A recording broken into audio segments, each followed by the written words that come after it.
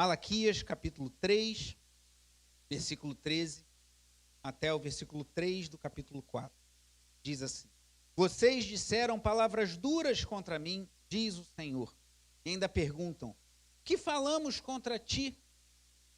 Versículo 14. Vocês dizem: é inútil servir a Deus, de que nos adianta guardar os seus preceitos e andar de luto diante do Senhor dos Exércitos? Agora, pois, nós vamos dizer que os soberbos é que são felizes. Também os que praticam o mal prosperam. Sim, eles tentam o Senhor e escapam. Então, os que temiam ao Senhor falavam uns aos outros. O Senhor escutou com atenção o que diziam. Havia um memorial escrito diante dele para os que temem o Senhor, para os que se lembram do seu nome. Eles serão a minha propriedade peculiar naquele dia que prepararei, diz o Senhor dos Exércitos. Eu os pouparei como um homem poupa seu filho que o serve. Então vocês verão mais uma vez a diferença entre o justo e o ímpio, entre o que serve a Deus e o que não o serve. Pois eis que vem o dia, queimando como fornalha.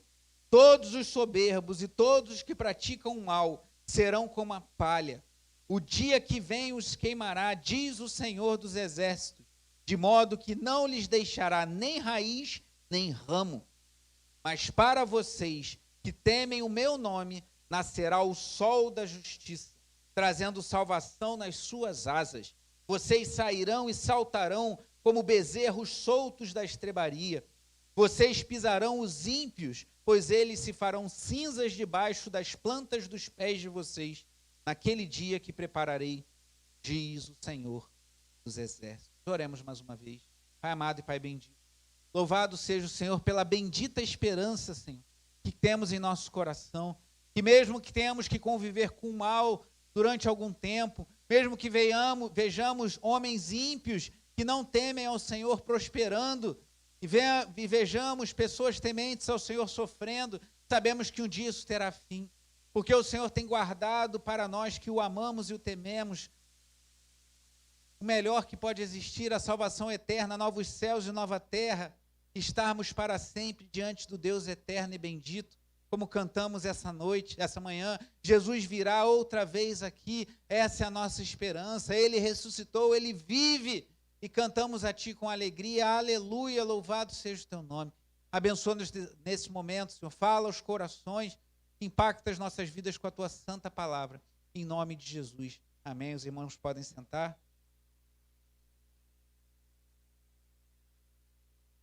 Irmãos, estamos chegando ao fim desse livro de Malaquias, e hoje voltaremos a um tema que preguei algumas semanas atrás, tema difícil, mas que é bíblico, e tudo que está na Bíblia a gente precisa abordar, porque também não só está na Bíblia, mas está em nossas vidas, que é o problema do mal e do sofrimento.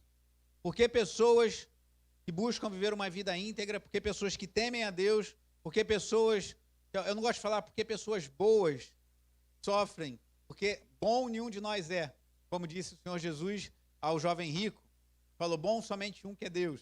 Mas porque pessoas que aos nossos olhos são pessoas boas, passam por tanto sofrimento, passam por tanta dor, por tanta angústia, e porque às vezes vemos pessoas que não temem a Deus, pessoas que não têm nenhum temor ao Senhor, pessoas que não são dedicadas a Deus, vivendo uma vida aos nossos olhos, pelo menos, aparentemente tão tranquila.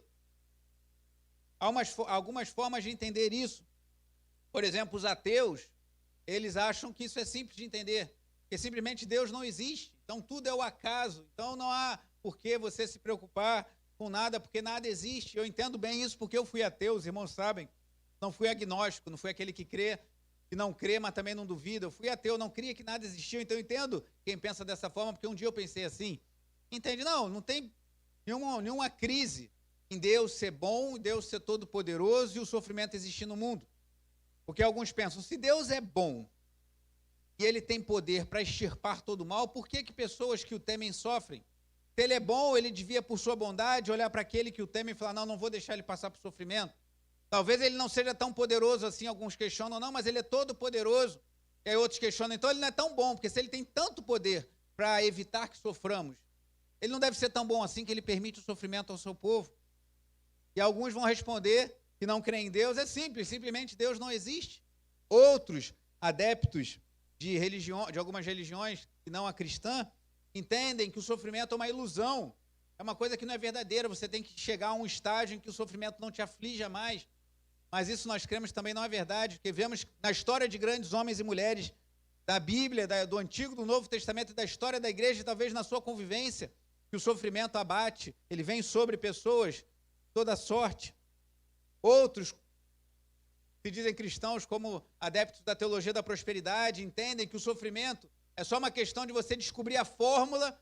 Tem até um livro que virou filme tempos atrás, O Segredo. O segredo de você ativar alguma coisa para você se livrar do sofrimento.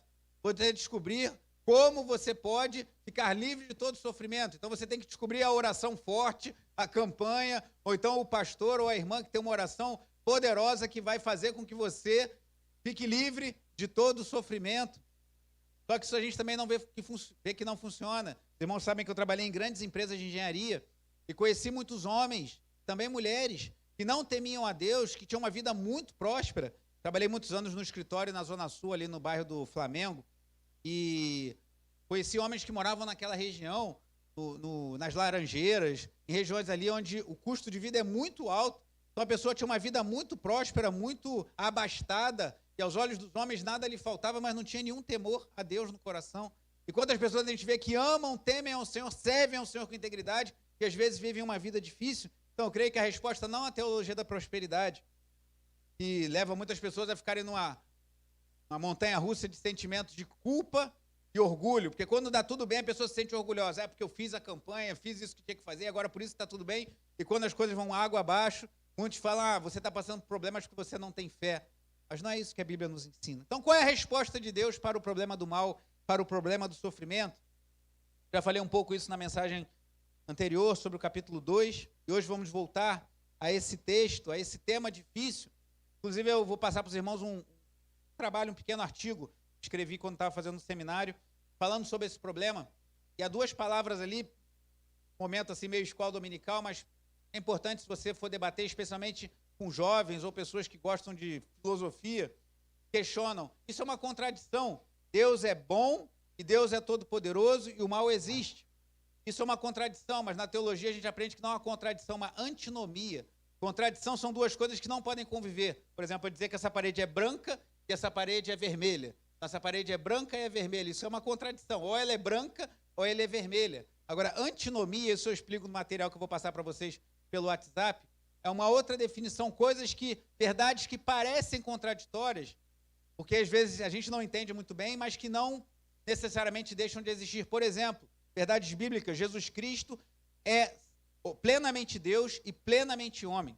A gente sabe disso, que ele é plenamente homem, está aos céus, à destra do Pai Todo-Poderoso, mas ele é plenamente Deus. A gente sabe disso, mas a gente não entende plenamente porque nós somos limitados. Deus é Pai, Filho e Espírito Santo. Deus Pai, Deus Filho e Deus Espírito Santo. Um só Deus e três pessoas. É uma coisa que não é uma contradição, é uma antinomia. É uma coisa que a gente não entende muito bem, mas a gente sabe que é verdade. Então, como Deus é todo-poderoso, como Deus é tão bondoso e o mal existe no mundo, não é uma contradição, mas é uma antinomia, uma verdade que existe e não há como se negar, e a Bíblia nos mostra isso, e nós recebemos pela fé, mas há uma resposta a mais para essa pergunta que eu vou desenvolver com os irmãos ao longo da pregação, ao vermos esse texto tão maravilhoso. Novamente, Malaquias expõe aqui uma espécie de audiência. Deus revela, eu falei desde o início dessas pregações, 3 R's. Deus revela algo acerca do povo de Israel, povo de Judá, para ser mais preciso. O povo retruca e Deus refuta. O pessoal está sabendo. São 3 R's. Deus revela, o povo retruca e Deus refuta aquilo que o povo diz. E muitas vezes o povo retruca aquilo que Deus revela de forma cínica. E o reverendo Augusto Nicodemos diz que esse livro é extremamente atual. O reverendo Hernando Dias Lopes também diz que como esse livro parece que foi escrito para a igreja evangélica brasileira dos nossos dias. Porque como vemos pessoas que não servem a Deus de todo o coração, como vemos pessoas levando uma vida espiritual medíocre, levando com peso as coisas que fazem para Deus, e ainda questionam a Deus por que as coisas não funcionam, o que adianta eu ir para a igreja, o que adianta eu servir a Deus, o que adianta eu ter uma vida íntegra diante do Senhor, se parece que nada funciona para mim? E Malaquias nos dá respostas preciosas para essas perguntas. Versículo 13 diz assim: Deus revelando algo acerca do povo. Vocês disseram palavras duras contra mim, diz o Senhor. Só até aí por enquanto. Essa pequena introdução desse versículo me revela algo muito precioso. Nós servimos a um Deus pessoal, irmão. Nosso Deus não é uma força. Nosso Deus não é igual... o irmão Marcílio esteve aqui essa semana, finalizando a parte elétrica, um trabalho excelente que novamente ele fez. E ali ele botou uns interruptores, ele botou um interruptor aqui atrás nesse depósito, a gente está com um depósito aqui atrás. Então, se você quiser acender a luz, você vai ali no interruptor, aperta, haja luz. Aí desliga, acaba a luz. Mas Deus não é assim. Deus não é uma força que a gente domina, que a gente controla. Deus é uma pessoa. Deus é um Deus pessoal. Vá comigo em Efésios 4:30. Aqui falando de Deus, mas da pessoa do Espírito Santo. Epístola de Paulo aos Efésios, capítulo 4, versículo 30. Vamos ler do versículo 29.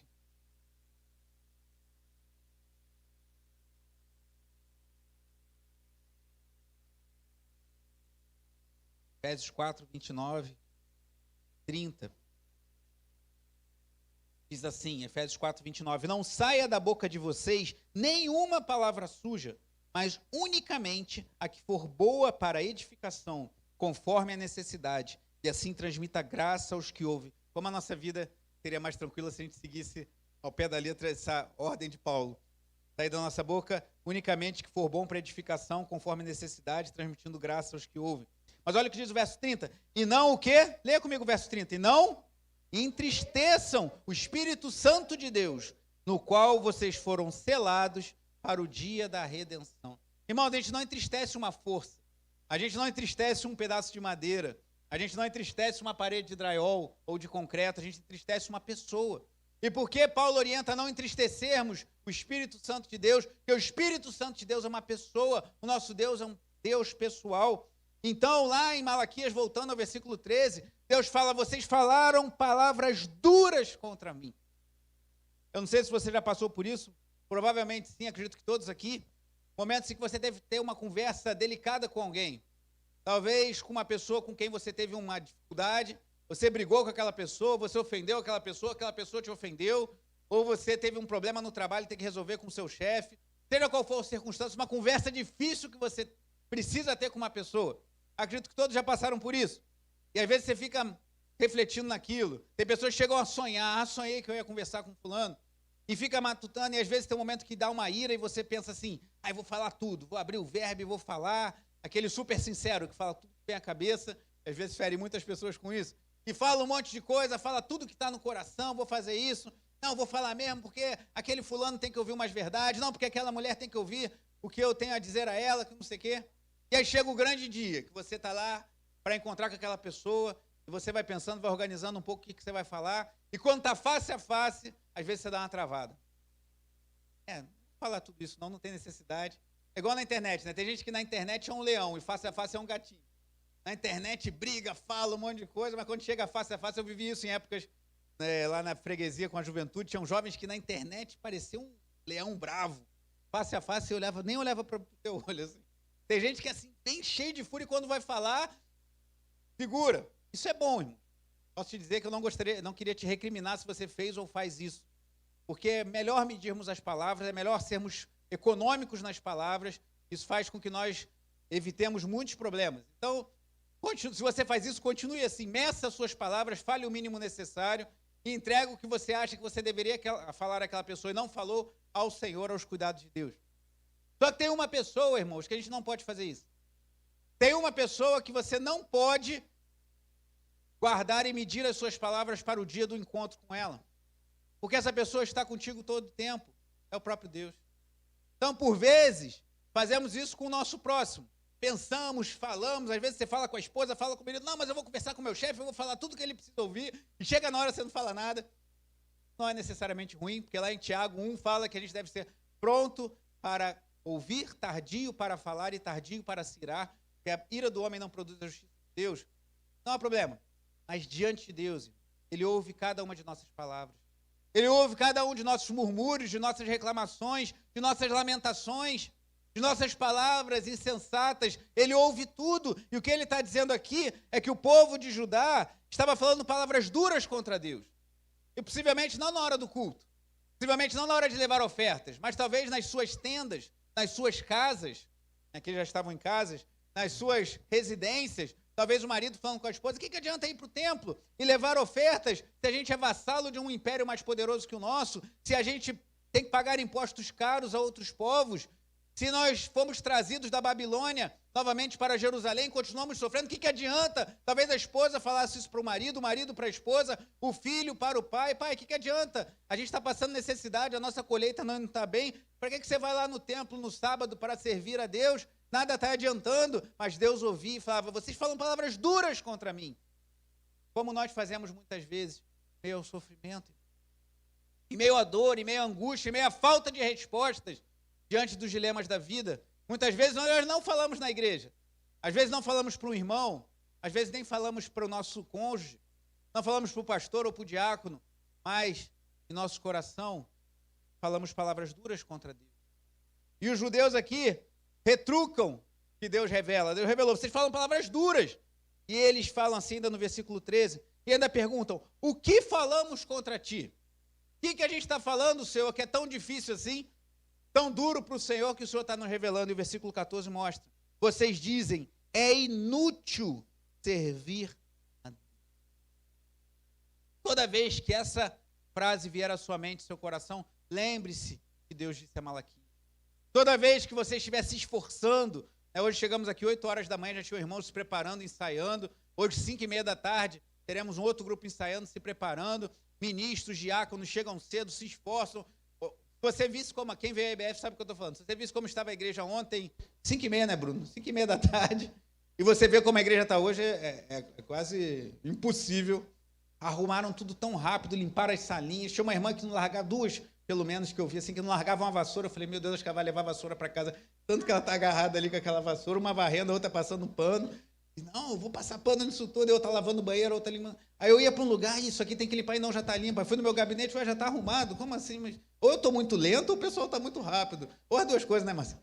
Então, glória a Deus, irmãos, louvado seja Deus. Mas no momento que vier na tua mente assim: o que adianta eu fazer isso tudo? O que adianta me esforçar? É inútil servir a Deus. Lembre-se do que Deus disse a Malaquias, e lembre-se que essas palavras, mesmo que ninguém ouça, chegam aos ouvidos do Todo-Poderoso.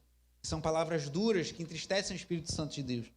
Mas ele continua, versículo 14: de que nos adianta guardar os seus preceitos e andar de luto diante do Senhor dos Exércitos? Possivelmente eles estavam se quebrantando, se arrependendo diante de Deus. E o versículo 15 diz: agora, pois, nós vamos dizer que os soberbos é que são felizes. Também os que praticam o mal prosperam, sim, eles tentam o Senhor, escapam. Chegamos novamente ao problema do mal. Porque eles estavam se quebrantando, eles estavam chorando. No capítulo 2 diz que eles estavam se derramando diante de Deus, estavam orando. Versículo 13 do capítulo 2 diz: a outra coisa que vocês fazem, cobrem de lágrimas o altar do Senhor, com choros e gemidos, porque ele já não olha para a oferta, nem a aceita com prazer. Como esse texto parece com a igreja evangélica brasileira, irmão? Porque se você lembrar das mensagens anteriores, o povo estava fazendo isso. O povo estava chorando, lamentando, gemendo, mas homens estavam largando as suas esposas para casarem com mulheres possivelmente mais jovens de outros povos. Casamento misto no meio do povo de Deus, que era algo proibido pela lei de Moisés. Eles estavam oferecendo animais que, uma tradução mais precisa do hebraico, diz que eram animais como carniça, quando Deus disse que tinha que apresentar um animal perfeito, porque esses sacrifícios do Antigo Testamento apontavam para o sacrifício perfeito de nosso Senhor e Salvador, Jesus Cristo, que, como cantamos aqui, ele foi tentado, mas nunca pecou.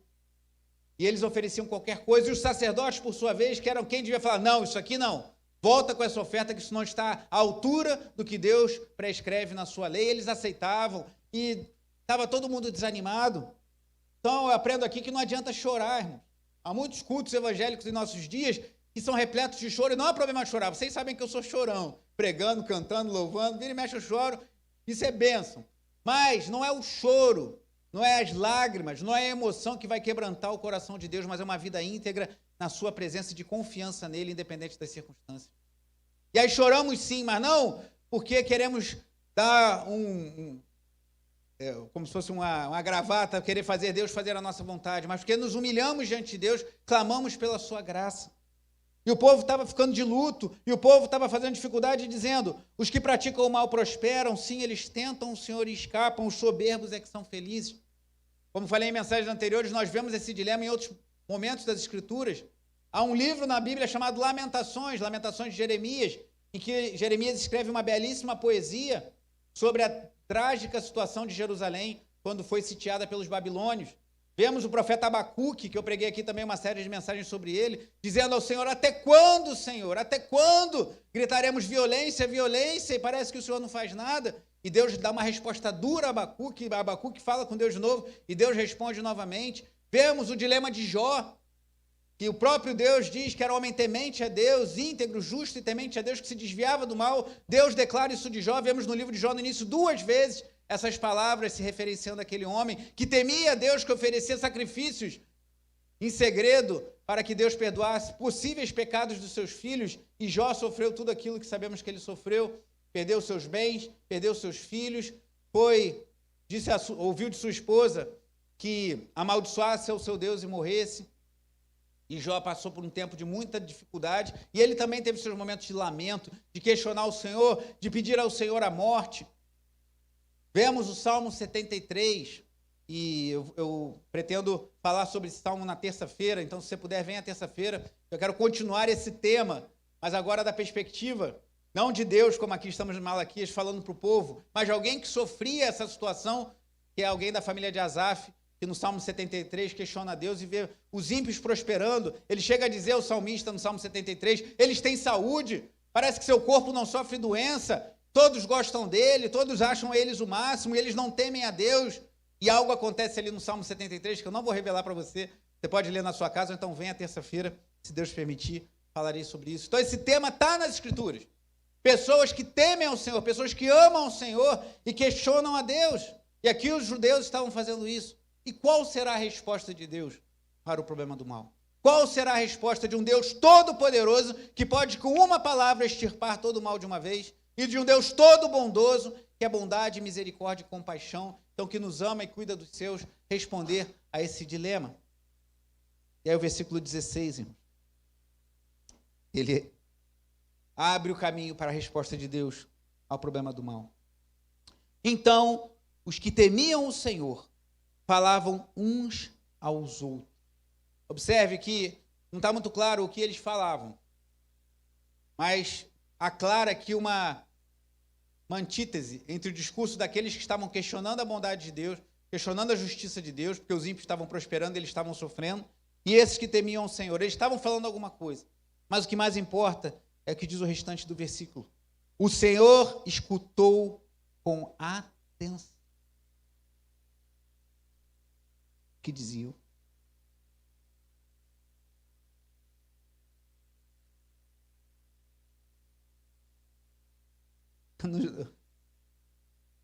Esse versículo calou meu coração. Um momento muito difícil. Irmãos sabem que Raquel já passou por aproximadamente 15 crises convulsivas. Uma delas, antes, eu estava com febre, eu estava meditando nesse texto, eu orei ao Senhor. Senhor, eu te temo, eu sei que tu me escutas. Isso me basta. Cura minha filha. O texto continua. Havia um memorial escrito diante dele para os que temem o Senhor, os que se lembram do meu nome. Momento de dor, irmão. Momento de angústia. Lembre-se disso. Se você teme ao Senhor, Ele te ouve. Eu não recebi uma resposta na hora, que a resposta já havia sido dada. Ela está aqui. Eu creio na palavra de Deus. Eu creio que essa palavra foi revelada pelo próprio Deus. Eu creio que essa palavra foi entregue pelo Altíssimo àqueles que o temem. Eu creio, quando Davi escreveu no Salmo 25, versículo 14, que a intimidade do Senhor é para aqueles que o temem, aos quais ele revelará a sua aliança. Eu creio que Davi escreveu no Salmo 103, que marcou minha alma quando nasceu não a Raquel, mas o Daniel, que assim como um pai se compadece dos seus filhos, o Senhor se compadece daqueles que o amam, que Ele conhece a nossa estrutura e sabe que somos pó. Eu creio que essa palavra é de Deus. Existe um Deus todo-poderoso, um Deus eterno, um Deus bondoso, um Deus que é imortal, invisível, mas real. Ele ouve quando nós clamamos a Ele. E que Ele tem um memorial, irmãos. No hebraico, isso pode significar um rolo de lembrança. Ele escreve. E eu te falo, irmãos, não faça as coisas para Deus, para impressionar o pastor, o diácono, o líder, ou qualquer pessoa. Eu ouvi ontem um pastor muito doido falando num vídeo, eu fiquei curioso e entrei, enquanto me deslocava, retornando lá do sepultamento da Dona Maria Aparecida. Mas ele falava de um pastor, mostrava um vídeo de um outro pastor, fez um reconhecimento público à equipe de limpeza da igreja dele. Ele, até achei que ele ia criticar o vídeo, mas depois ele elogiou, eu achei muito legal, ele elogiando quantas pessoas às vezes estão limpando um banheiro e ninguém está vendo. E uma pessoa escreveu nos comentários assim, muitas vezes limpando o banheiro da igreja, as minhas lágrimas se misturavam com sabão. E ninguém vê, mas ninguém precisa ver. E quem tem que ver, vê. Quem tem que contemplar as nossas obras, assiste. Quando eu fiz essa oração que falei, estava eu e minha filha, a Tatiana acabada lá, porque a vida de crianças pequenas é muito desgastante. Eu estou testemunhando aos irmãos, mas naquela hora estava eu e o Senhor. Ele vê.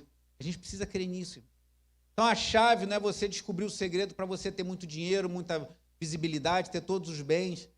A chave não é você descobrir como se dar bem, fazer tudo para conseguir todos os seus desejos atendidos. O segredo, entre aspas, que eu não gosto dessa palavra, é nós sabemos que o Senhor ouve aqueles que o temem. E Ele prepara um memorial. Algo sendo escrito da parte de Deus acerca das nossas vidas. Mas ninguém está vendo. Eu não vejo esse livro, você não vê esse livro, mas ele está registrado porque Deus assim nos deixou e é isso que importa. Alguém disse, salvo engano, foi o evangelista Moody, que o caráter é aquilo que você faz quando ninguém vê. Porque na hora que ninguém está vendo o que você está fazendo, Deus está vendo. E se for algo que você fala, só eu estou fazendo certo, está todo mundo indo pelo caminho errado, ou está todo mundo fazendo errado e parece que está se dando bem, e eu faço tudo certo, estou me dando mal, lembre-se que pode ninguém ver, mas Ele ouve e Ele vê. Isso nos basta. Mas não para por aí. Versículo 17 diz, eles quem? O remanescente fiel dentro do povo de Judá. Havia gente ali que estava oferecendo as coisas a Deus de qualquer jeito, fazendo a obra de Deus de qualquer jeito, sem se importar, prestando culto a Deus do jeito que achava que era, que é um grande problema da igreja evangélica brasileira hoje, que todo mundo acha que pode fazer no culto o que quer, que me deu vontade, me deu ideia e faz o que quer, mas quando a gente vê que a Bíblia nos traz preceitos para o que deve ser aceitável num culto a Deus, inclusive no âmbito do Novo Testamento, não só do Antigo, estavam fazendo o que queriam no culto, oferecendo as coisas a Deus de qualquer maneira, questionando a prosperidade dos ímpios, mas havia um remanescente como Deus sempre deixa. Tem momentos que você talvez passe por uma depressão, por uma tristeza, e crente pode passar por depressão, deve lutar contra isso, mas por vezes isso pode abater sua alma. Grandes homens da história, como o Charles Haddon Spurgeon, conhecido como o príncipe dos pregadores, passou por uma depressão severa. Outros homens amarguraram na dor, como C.S. Lewis, um dos maiores escritores cristãos do século passado, amargou uma intensa depressão ao perder a sua esposa. Pessoas cristãs, às vezes, também passam por isso. Elias, o profeta, passou por depressão. 1 Reis, capítulo 19, nos revela isso. Mas o que Deus falou para Elias? Elias, eu preservei 7.000 que não se dobraram diante de Baal. Deus sempre preserva um remanescente daqueles que o temem. E é desses que ele está falando no versículo 17. Diz assim, eles serão a minha propriedade peculiar. E outra versão diz, o meu tesouro pessoal. aqueles que temem a Deus, aqueles que resistem às marés contrárias. Quando cantamos aqui quantas bênçãos, aquele louvor antigo que diz no início, as vagas procelosas, aquelas ondas tempestuosas vêm sobre nós, nós perseveramos no Senhor, eles serão minha propriedade peculiar, meu tesouro pessoal. E aí vem a resposta definitiva do Senhor para o problema do mal. Naquele dia. Esse é o ponto. Deus é totalmente bondoso. Deus é totalmente poderoso. E Ele um dia vai eliminar de vez o mal. Só que é naquele dia. Mas por que eu sofro? Eu estou esperando aquele dia. Que a gente ainda passa por angústia porque ainda não chegou aquele dia. E ele continua. Naquele dia que prepararei, diz o Senhor dos Exércitos, eu os pouparei como um homem poupa seu filho que o serve. Então, vocês verão mais uma vez a diferença entre o justo e o ímpio, entre o que serve a Deus e o que não serve. Talvez hoje você não veja essa diferença. Talvez hoje você esteja acompanhando um ente querido num hospital ou num cemitério e veja um amigo seu, uma amiga sua que não teme a Deus, que não honra a Deus, ou que até diz que teme a Deus, mas tem uma vida totalmente contrária aos mandamentos do Senhor, uma vida meio inconfortável. E você fala, qual é a diferença entre o que serve a Deus e o que não serve? Mas um dia, todos verão a diferença entre o que serve a Deus e o que não serve. Então, quando o mal se abate sobre nós, nós devemos orar, clamar, não se acomodar. Ore, como temos feito, como fizemos há pouco, ore, apresente a Deus as circunstâncias, as vagas procelosas que se abaterem sobre sua vida. Apresenta diante do Senhor. Jejue, ore, clame a Deus. Mas tenha certeza de que se Deus não extirpar o mal naquele momento, um dia Ele o fará. Um dia Ele fará. E um dia ficará claro aos olhos de todos a diferença entre o que serve a Deus e não serve. Entre o que temeu ao Senhor e serviu a Ele e aquele que não o fez.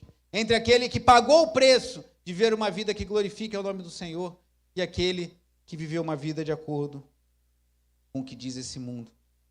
Eu não vou só vou ler o início do capítulo 4, mas vou deixar para concluir isso na semana que vem. Mas ele diz assim, pois eis que vem o dia queimando como fornalha, todos os soberbos e todos os que praticam o mal serão como a palha. O dia que vem os queimará, diz o Senhor dos Exércitos, de modo que não lhes deixará nem raiz nem ramo.